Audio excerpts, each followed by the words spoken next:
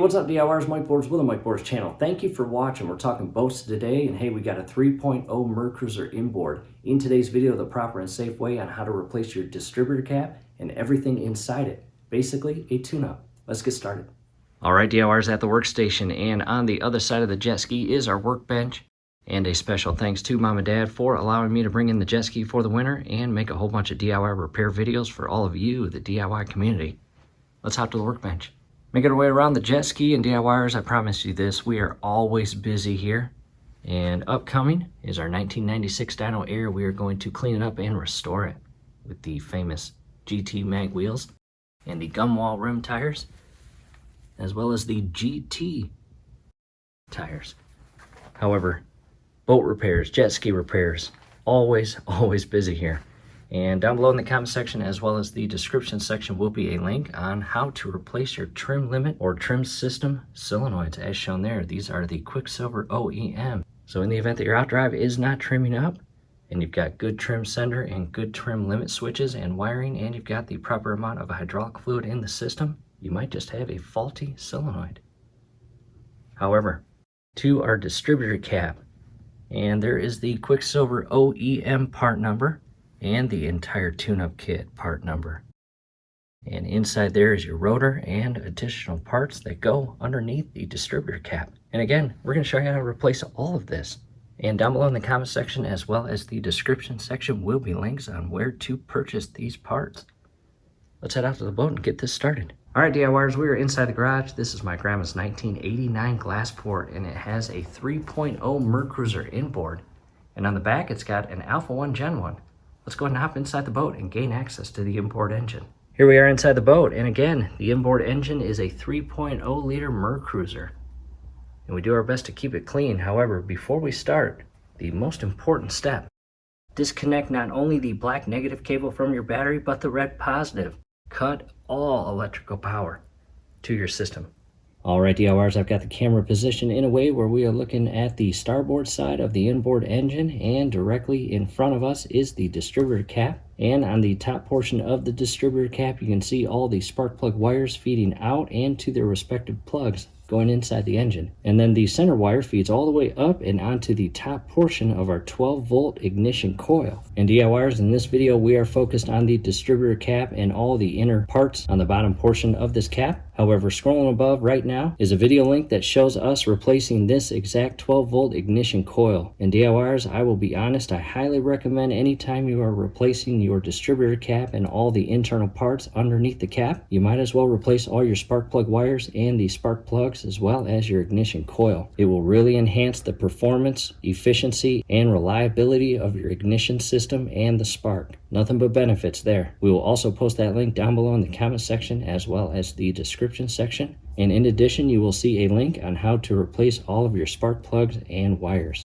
Definitely check those out. They're very helpful videos. However, back to this video, we have 4 spark plugs coming out of the top portion of our distributor cap and a 5th one, again, feeding upstream to the ignition coil. And it is extremely important when you remove these wires and boots from the top portion of the distributor cap, you must put them back on the exact same connection that they came off of. And if you don't, you will mess up the firing order of your engine and ignition system. And what will that do? Well, I'll tell you. It will make your engine run worse than it did before, and that's not what you want. And since we're on that subject, the firing order, in the event that you are just curious what your exact engine firing order is, go ahead and look up at your engine placard, and you will see something called cycle firing order. In our case, 1342. That is our specific inboard engine firing order. And with all that said right now, to alleviate getting messed up or unorganized, I am going to use electrical tape and color code each of the wires, again, to stay organized. And I did just that. I color coded each of the spark plug wires. I've got red, white, orange, and green. From here, I'm going to carefully pull up the boot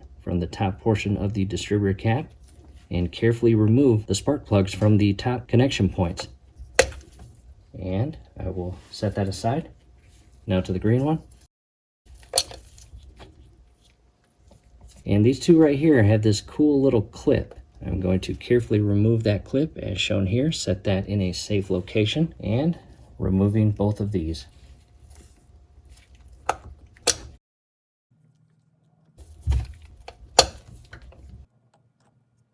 And the orange goes all the way back to the far aft spark plug. The white represents the next one, followed by the green up here, and the far forward one I've got color-coded red. And last but not least, the center one, go ahead and carefully pull up and remove this from the distributor cap.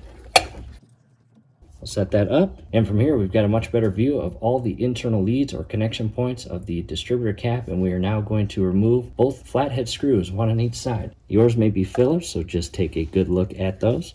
And again, they shouldn't be too tight.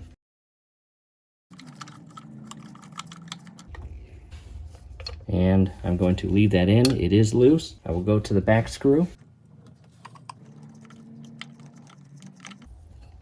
And once you get it loosened, you should be able to just carefully pull up your distributor cap and remove it completely from the top portion, where you can then gain access to all your internal parts that we are going to be so excited to replace. And here's the inside of our distributor cap. It's really not in that bad of condition, but it's been a long time.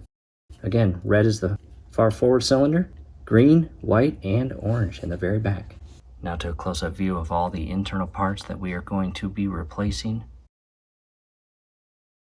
And a quick reposition of the camera. Again, we're looking at all the inner workings or parts of our distributor cap and rotor and ignition system. And we are going to begin removing parts. However, what I recommend from here is take photos of how this looks to ensure when it comes time to putting everything back together, you have a picture of exactly what it looked like prior to removing the parts from this section. The last thing you want to do is install your brand new parts incorrectly. Your ignition system would not operate as designed, I promise. Alright DIYers, hey, a quick break in the action, and before we move on with removing all the parts on the top portion of the distributor as you see here, I want to talk about the importance of not actually pulling up your distributor out of the engine and causing an unalignment with your ignition and timing when it comes to that very low gear of the distributor itself. So again, what you're looking at right now is all of the parts on top of the distributor, basically resting on that aluminum plate. However, directly below it is the full distributor that feeds into the engine. And I want to show you two photos real quick.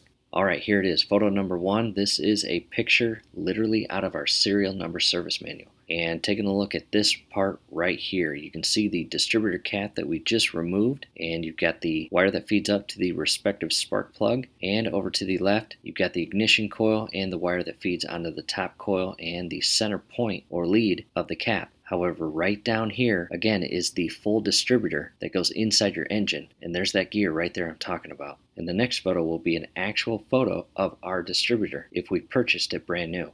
And there it is, check that out. Again, up top, distributor cap, and inside here, all the parts that we just gained access to. And then we've got that aluminum plate and housing and the shaft all the way down inside the engine with the gear, as you can see with the spline design here. And again, I wanted to bring the awareness and importance of not actually pulling up on this entire distributor as you work through your project. Do yourself a favor, leave it as is. All you want to do in this project is replace the internal parts in between the top portion of the distributor cap right here that rests on the plate and is covered by the cap.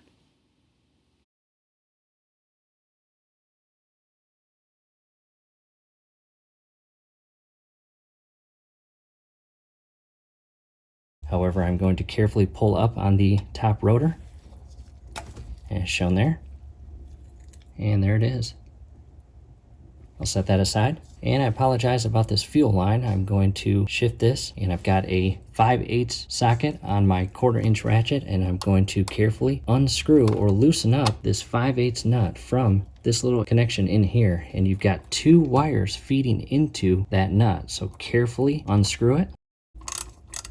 And it shouldn't be too tight. And once you loosen it up, you can carefully pull up the electrical connections, and here's what they look like, as you see there.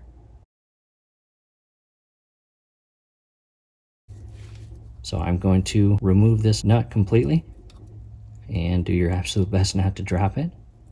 And it is tiny, again, 5/8. I'll set that in a safe location. I will use that exact same 5/8 socket and loosen up the inner nut.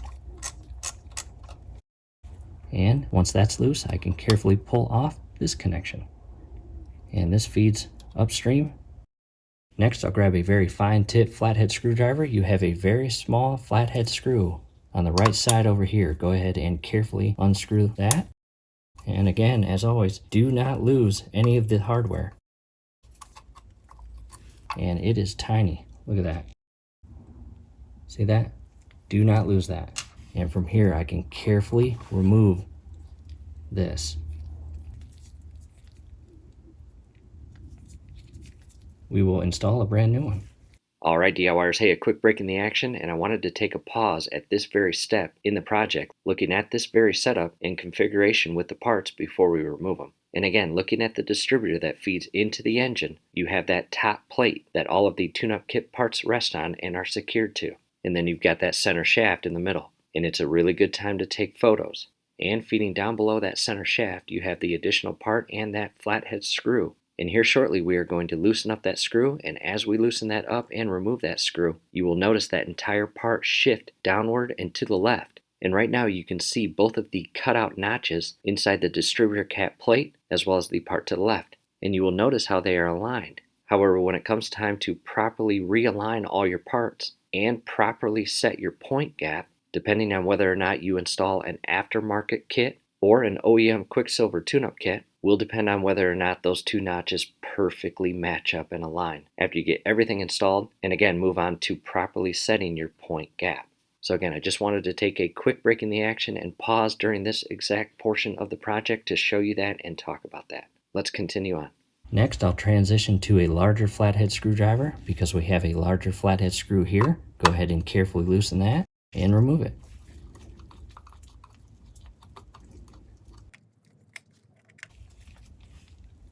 And again, just like the other one, it is tiny. Do not lose these.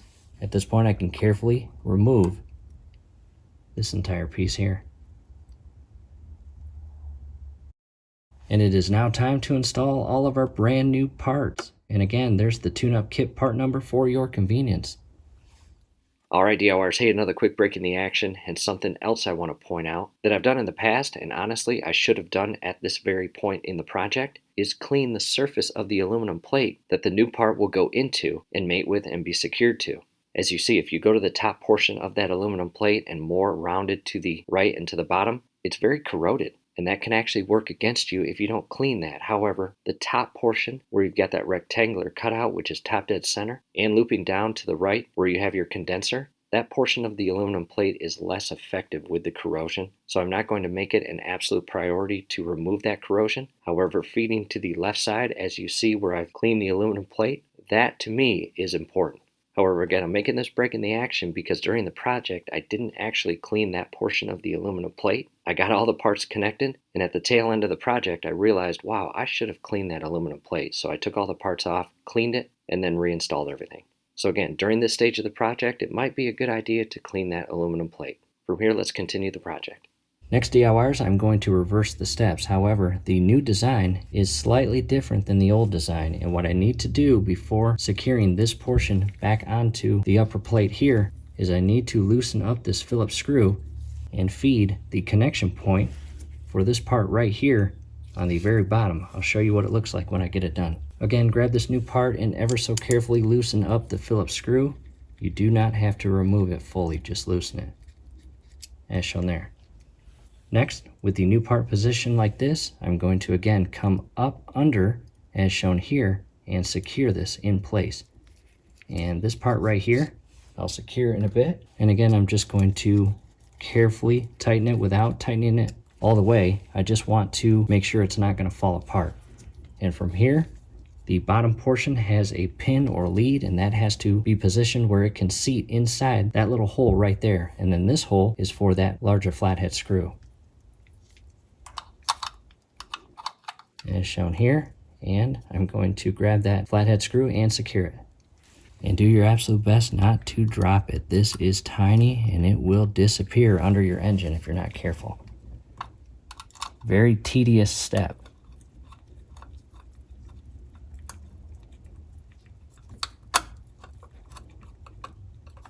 And when you align this, really push it down to ensure that that lead is inside the hole of the upper plate. And if all looks good, secure that flathead screw. Do not over tighten it, but you do want it snug.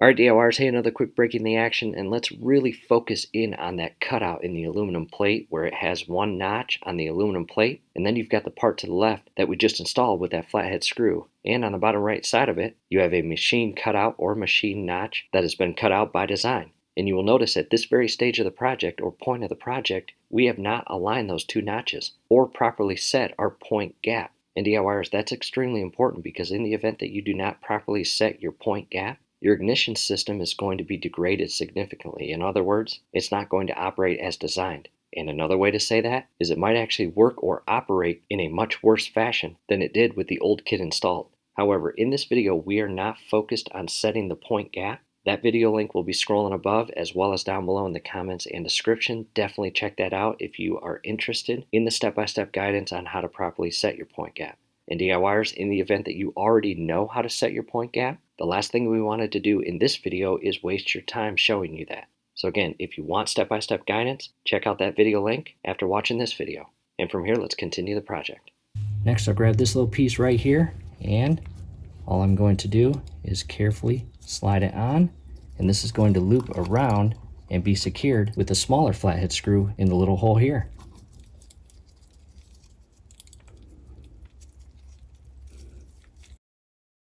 And what I recommend is grab the screw and put it inside the little clamp housing, align it properly, and push it in where it goes through both holes. From here, align it properly with the hole and screw it tight.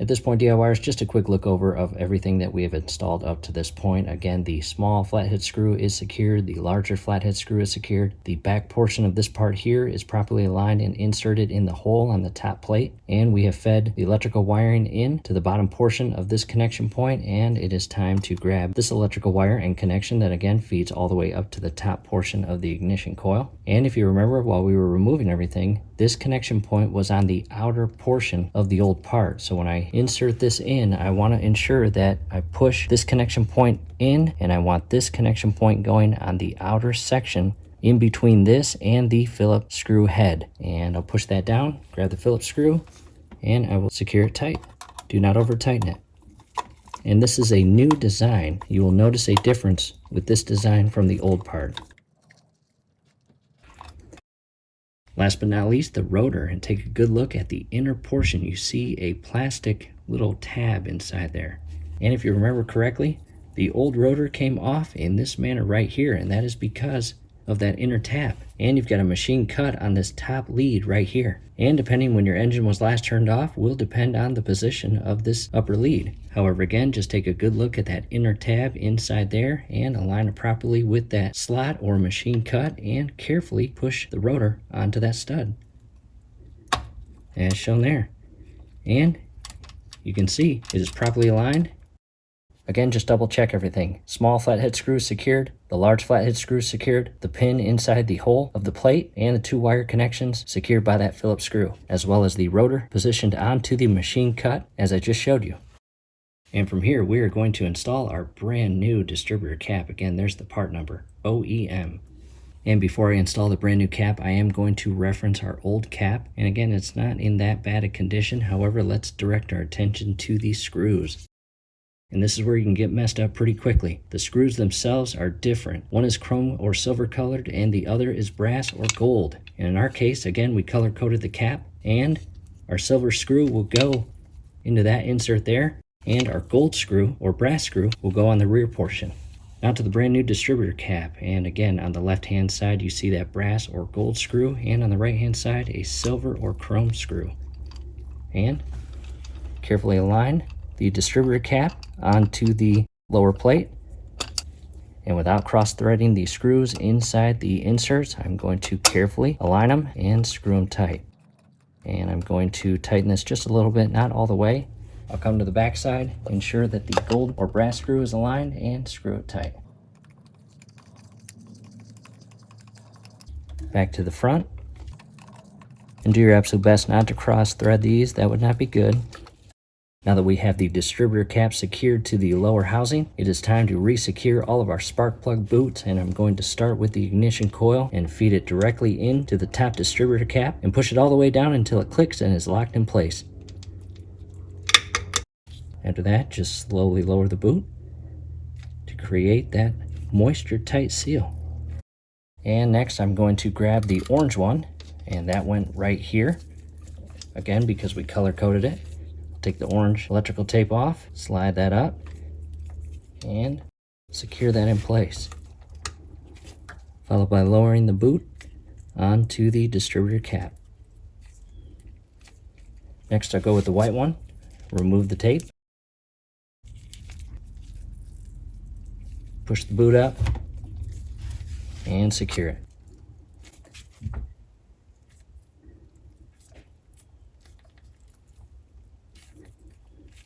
Next will be the green one.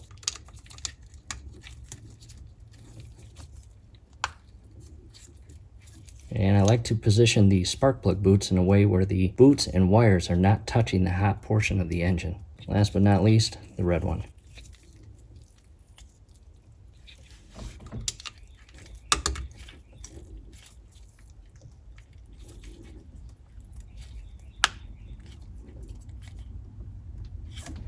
Next, back to this little small clip that again secured these two wires, and I'm going to scroll out just a bit and connect these two wires with that little connection as shown there. And again, I'll move the spark plug boots accordingly and verify that they are all properly pressed on and secured to their respective plugs.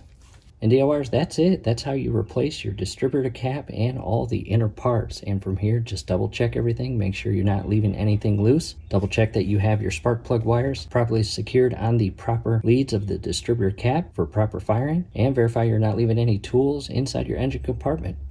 And again, one last close-up view of our brand new distributor cap. Taking a step back.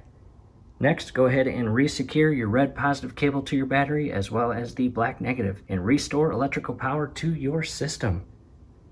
Alright, we hopped outside of the boat and we are back where the transom, bell housing, and outdrive is. And DIYers, for your convenience, we are going to put several helpful video links down below in the comment section as well as the description section, which include replacing all of our bellows, the U-joint bellow, the shift cable bellow, the exhaust bellow, as well as our water tube. And on top of that, our entire shift cable. In addition, a video link on how to install your trim sender switch as well as your trim limit switch. And a separate link on how to properly and safely calibrate and readjust your brand new switches to ensure you're not over trimming your outdrive and damaging internal parts. That would not be good. So definitely check that out. In addition, we will have links on how to replace your trim rams and hydraulic lines. You can see on the bottom portion of the transom and far right side of our trim ram feeding into the lower hard fitting of the transom. We will have brand new trim rams and brand new hydraulic lines.